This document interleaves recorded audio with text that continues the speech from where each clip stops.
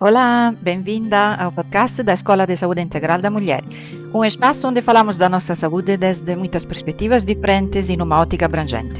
O meu nome é Antonella Vignati, sou nutricionista, naturopata e educadora de fertilidade consciente. Até já! Olá, bem-vinda a este novo episódio do podcast. O tema de hoje é a fibra, que é o nutriente, talvez, que mais falta nas mesas da maioria dos países ocidentais, Portugal incluído.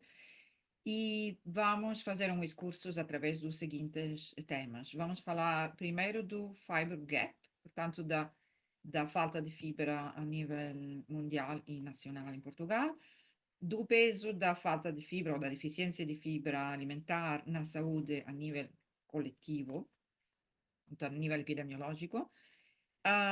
Vamos ver uma definição concreta de fibra e que tipos de fibra alimentares existem e onde as encontramos. Vamos falar brevemente de fibras funcionais, mas apenas isso, fibras funcionais seria um tema só por si só. Que benefícios tem a fibra para a saúde geral e para a saúde da mulher? Como aumentar o nosso consumo de fibra, com exemplos concretos, e como proceder quando existem dificuldades na ingesta de fibra, nomeadamente perturbações intestinais ou sim, outras dificuldades que possam ser causadas pela falta de hábito em ingerir fibra. E depois, sobre a hipótese, a possibilidade, se há benefícios e se usar quando em suplementar a fibra, ok? Então, vamos começar por esse tema. Mencionei no início, portanto, o fiber gap. O fiber gap é a diferença entre o consumo efetivo de fibra por parte de uma população e as recomendações oficiais de fibra alimentar por parte das autoridades. Todos os países têm um consumo de fibra que pode ser metade ou pode ser 2/3, mas nunca aderido às recomendações oficiais do consumo de fibra. Cada país tem a sua própria definição de consumo ideal mínimo de fibra. Portugal, nos dados que eu consegui consultar, uh, falava entre 25 e 27 gramas, depende das fontes, que é um objetivo bastante miserável.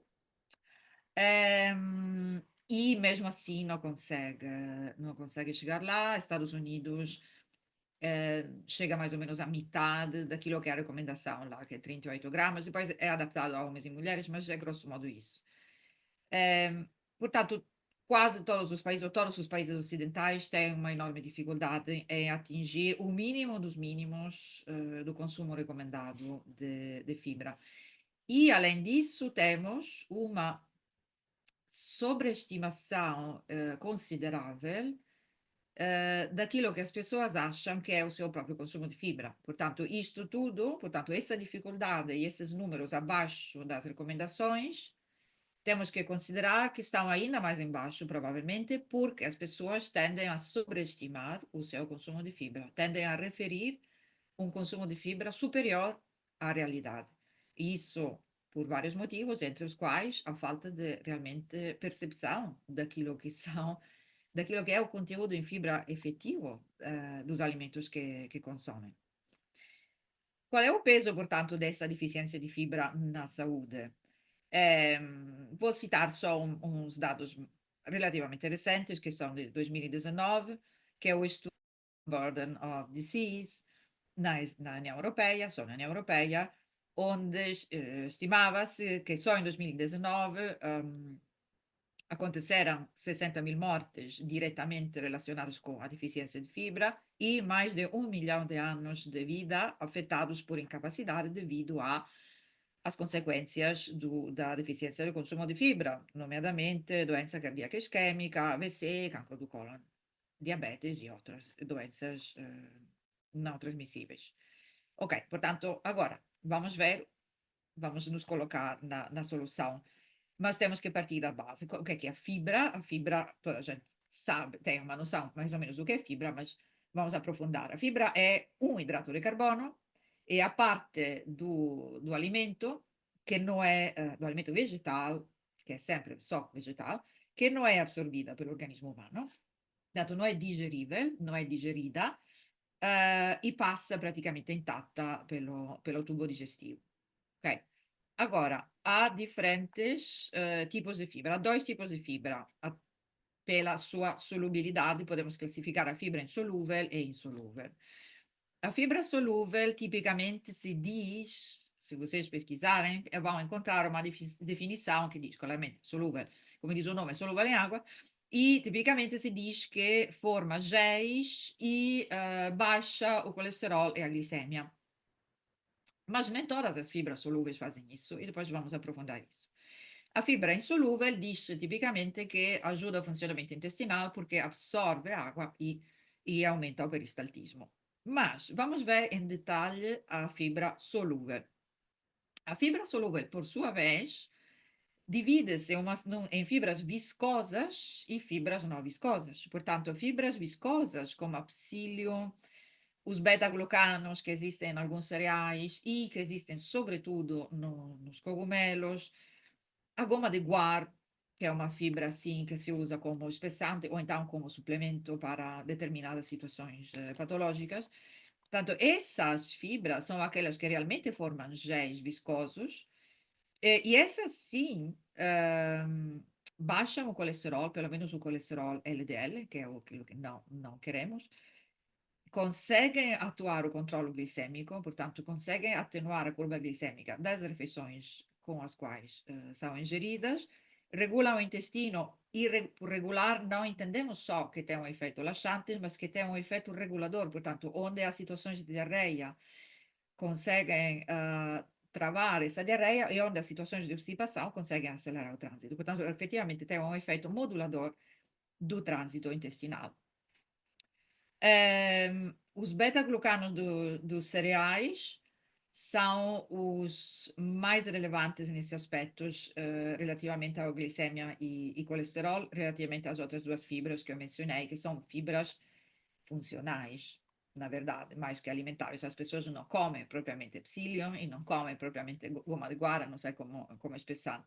Já os beta-glucanos, como são parte de cereais como aveia, cevada integral, e por cevada não me refiro à bebida, mas refiro-me ao cereal em grão, e os cogumelos, portanto, os beta-glucanos são aqueles que mais têm impacto na alimentação e são aqueles mais eficazes e eficientes a fazer essa função. No entanto, há uma diferença entre os beta-glucanos dos cereais e os beta-glucanos dos cogumelos.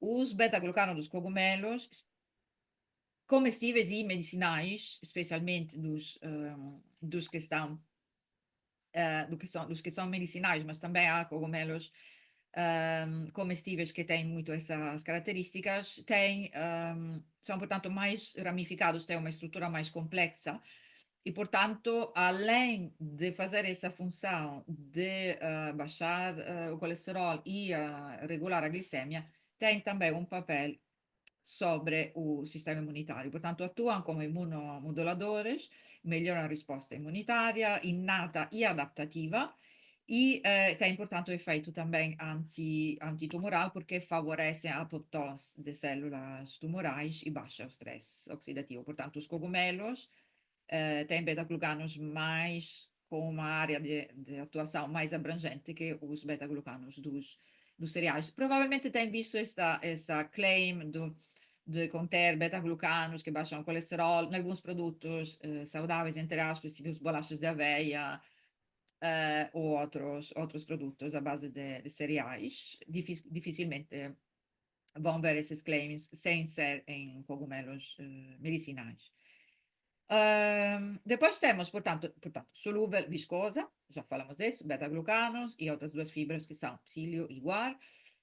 E depois temos a fibra solúvel não viscosa, entre as quais a mais famosa, digamos, é a inulina.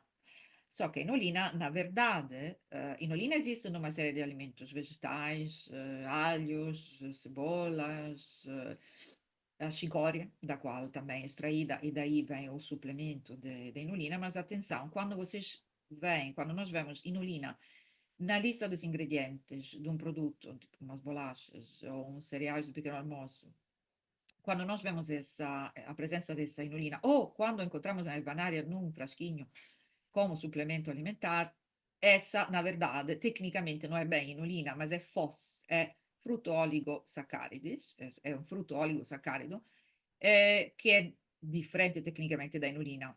Mas não vou entrar em pormenores, porque depois, senão entramos no capítulo fibras funcionais, que podia ser outro episódio do podcast, se quiserem. Mas só dizer que quando vemos esse claim, tipicamente é em produtos que dizem baixo conteúdo de açúcar, alto conteúdo em fibra, etc. E muitas vezes a inulina é usada como ingrediente nesses produtos porque, inulina, desculpe, que não é bem inulina, que na verdade é FOS, que é um frutto oligosaccharido, porque é de cadeia curta e não longa, e faz aí toda a diferença, é usada precisamente porque é uma fibra, mas é adocicada.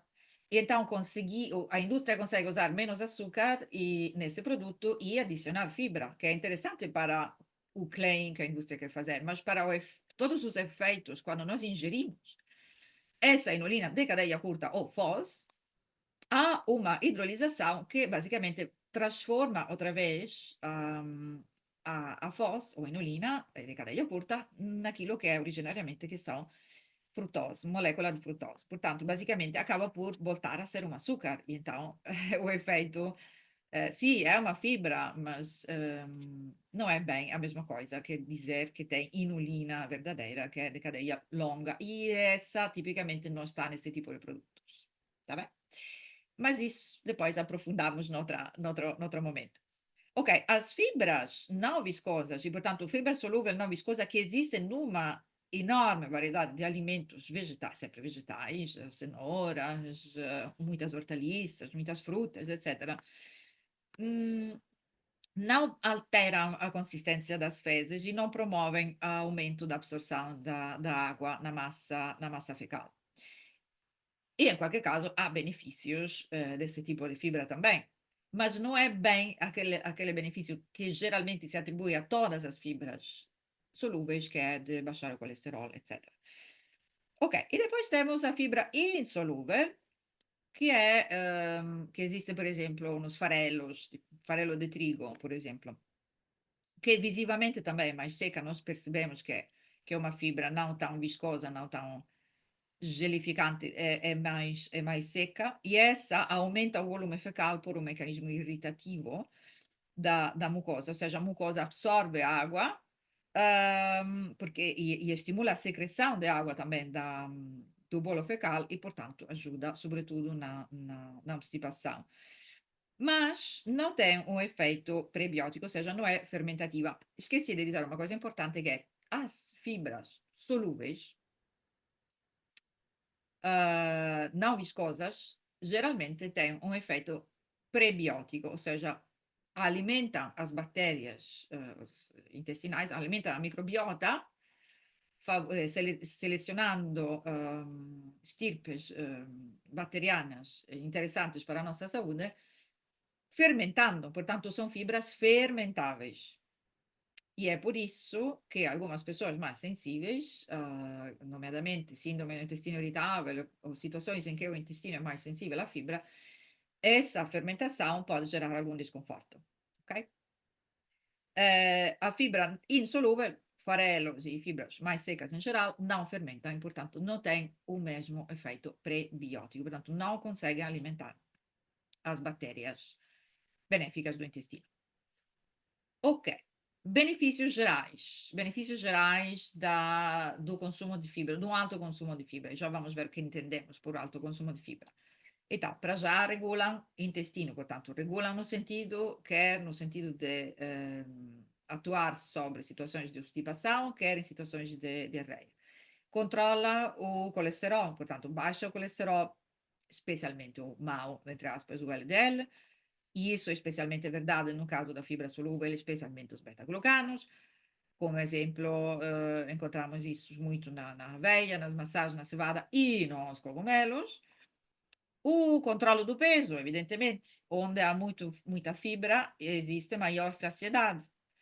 E depois há também outro mecanismo pelo qual a fibra ajuda, que é uma diminuição da absorção das calorias. É como se a fibra nos fizesse um pequeno desconto nas calorias que ingerimos. Depois há o controlo glicêmico, que também atua indiretamente sobre o controlo do peso, mas o controlo glicêmico em si é um objetivo muito interessante, porque prevém o aparecimento de desmetabolismos hepáticos e pancreáticos e de doenças como diabetes, por exemplo. É favorável para a saúde cardiovascular, portanto, atuando sobre o colesterol, evidentemente, mas atua também sobre a tensão arterial e prevém todas as doenças, basicamente todas as doenças cardiovasculares. Faz também prevenção de doenças intestinais, como tipo cancro do coloretal, mas não só doenças com dano, com disfunção e com alguma alteração do órgão, mas também nas doenças ditas funcionais, nas perturbações funcionais intestinais, que são aquelas onde o órgão não tem nenhum dano visível, mas é a função que está afetada. E aí incluímos o síndrome do intestino irritável, a permeabilidade intestinal, eventualmente a SIBO, portanto o sobrecrescimento bacteriano no intestino delgado e toda uma série de disfunções intestinais funcionais. E sobre isso é interessante constatar que as dietas altas em fibras, que tipicamente são as dietas de base vegetal, protegem face à hipersensibilidade intestinal. Portanto, temos dados, tem pouquíssimo estudo sobre isso, relativamente, por exemplo, à prevalência de doenças, de perturbações funcionais intestinais, mas a população vegetariana parece ser menos afetada, bastante menos afetada, tipo a metade, devido claramente a toda a presença de fatores protetores sobre essas doenças. Voltando, portanto, aos benefícios, saúde da microbiota intestinal com pelo menos três grandes recaídas, que são melhoramento de toda a função digestiva, da imunidade e da saúde mental, porque não podemos esquecer que existe um eixo intestino-cérebro em que o intestino é o órgão principal de um sistema nervoso entérico, onde há uma comunicação bidirecional entre as emoções e a função cognitiva e a função intestinal. A fibra diminui em geral todo tipo de doenças crônicas não transmissíveis e para as mulheres é essencial para o equilíbrio hormonal e a saúde menstrual. Há imensos mecanismos pelos quais isso é assim, mas só para mencionar um, nós temos um mecanismo de limpeza de toxinas e hormonas que passa em primeiro lugar pelo fígado. Mas o fígado, depois de fazer o trabalho, precisa que alguém se encarregue de eliminar essas escórias, né? Essas sobras que têm que ser eliminadas. E se o intestino não tiver a funcionar, tudo irá voltar exatamente ao lugar de antes. E, portanto, é claro que a fibra, nem que fosse só por esse mecanismo, é essencial para o nosso equilíbrio hormonal, mas há muitos outros mecanismos pelos quais isso é assim.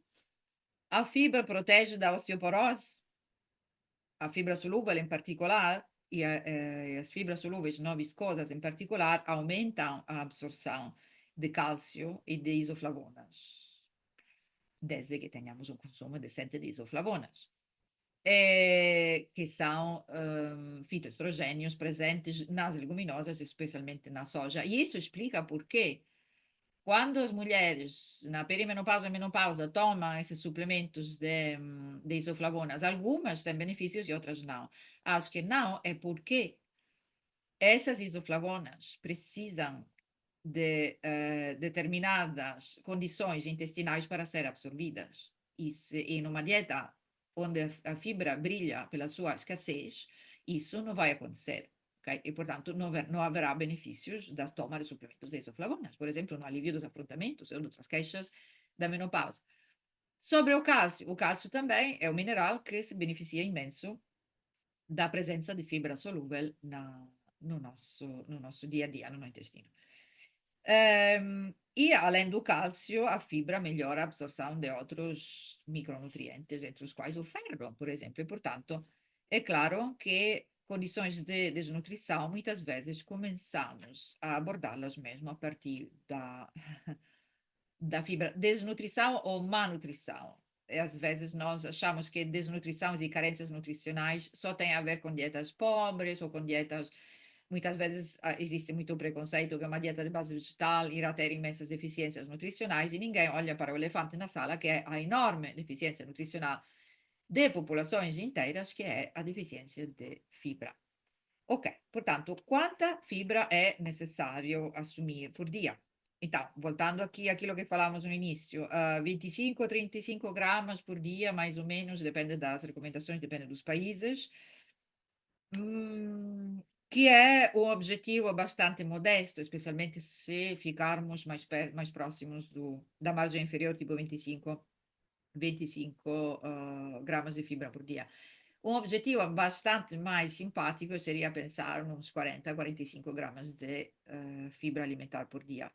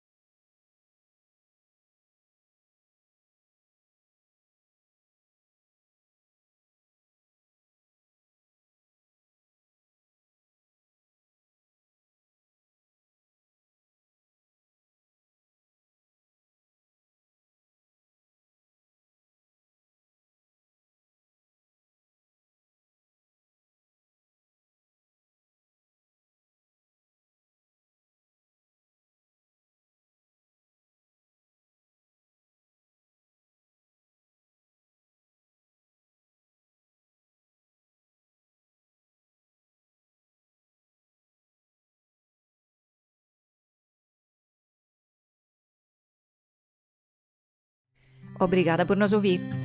Esse podcast tem zero patrocínios, zero anúncios e recursos tecnológicos mínimos. Se te resultar útil, ajuda-nos a mantê-lo em pé, partilhando-o com quem tem fizer sentido. Obrigada e até a próxima.